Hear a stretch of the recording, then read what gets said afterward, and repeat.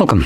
In front of me is a Google Pixel 8 Pro, and today I'll show you how you can hard reset this device through settings.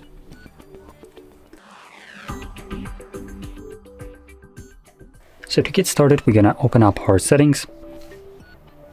From here, you wanna scroll all the way down to System, then scroll down again, and you will find Reset Options. And in here, you wanna select Erase All Data Factory Reset.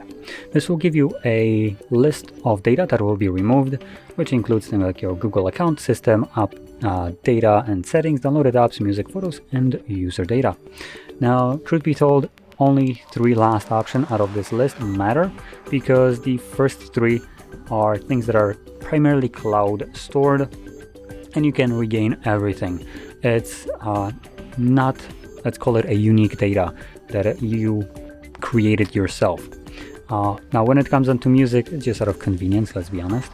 And photos, that would be a unique data, or if you can call it that.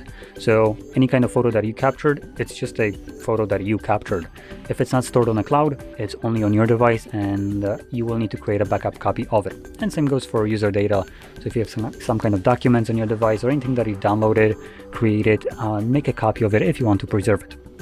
Now, with that being said, assuming you have already made a copy or you simply don't want to, we can now proceed further by selecting Erase All Data. Now, if you have some kind of screen lock, you will need to confirm it right over here.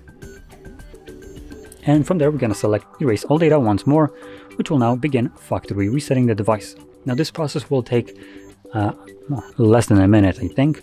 And once it's completed, we'll be presented with Android setup screen. So I'll be back once that is visible for me.